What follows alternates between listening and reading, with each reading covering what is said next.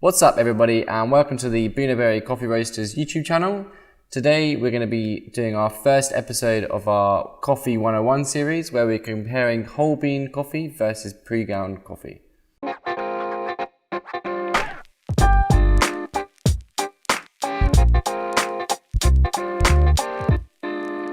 One of the main problems when you're buying pre-ground coffee is freshness. Now, when you stop roasting coffee, from the moment you consume it, it's degassing, which means that it's releasing CO2. And depending on the different roast levels, the CO2 releases at a different rate. Now, when you grind that coffee, you're suddenly exposing the grounds to oxygen and you're letting it degas at a much faster rate. And what this means is that it goes very flat and very dull, and it loses all of its acidity and nice flavors that you would find in a really fresh coffee.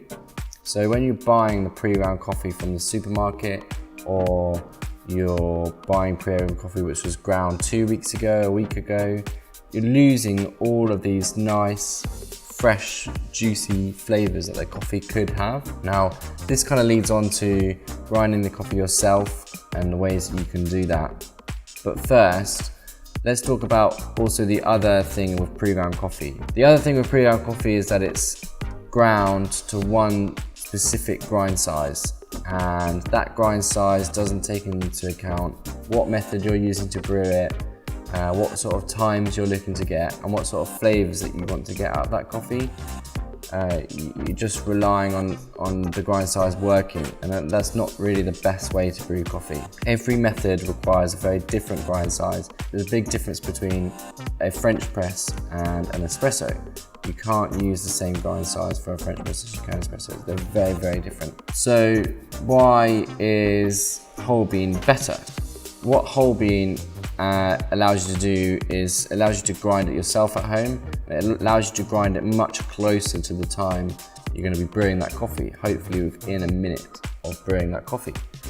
And what it allows you to do is it allows you to play around with grind size yourself, so you can fine tune your brewing to taste much better and much more what you want it to taste like, rather than being dictated by what the person who ground it up wanted it to be. Grinding at home, it can be quite expensive, and grinders, there's a huge range of prices. The best way to start, if you haven't got a grinder and you're looking to make the transition from pre-ground to ground coffee to grinding it yourself, is to buy a little hand grinder. You can typically pick these up for about £30.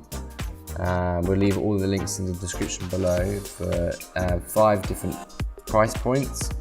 It ranges from £30 for a hand grinder, or if you want to invest a little bit more, which we recommend you doing, then you should get a one for around £100. Is around a good point to go for. We'll also leave the link in the description. There is a difference between the different price points. Obviously, the main difference is grind consistency. You want your grounds to extract at the same rate, and if you have a big particle and a small particle, then those two particles are going to extract at different rates, which is going to cause different flavors to come through and a less clear cut and clear flavors. Now, the more expensive the grinder is, the more consistent those grinds are going to be. But as I said, if you're just starting off and you're just making the transition from pre-ground to ground coffee to whole bean coffee, then worrying about a £300 grinder and the consistency is not going to make a huge difference. You're going to notice a huge difference when you start grinding it yourself compared to buying it pre-ground, and that's a great place to start. So thanks for watching the video, and what I want you to do is comment below whether you're using pre-ground or whole bean and why, and if you're using whole bean, what grinder are you using, and what suggestions do you have for everybody else that may be making a transition from pre-ground to whole bean. And make sure you check in next week. We're doing a Coffee 101 series where every week we're going to be releasing a video on a different topic. So this week's topic was whole bean versus ground. Next week's topic, we're going to be talking about how water quality affects your coffee.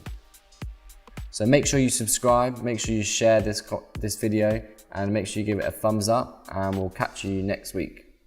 Ciao.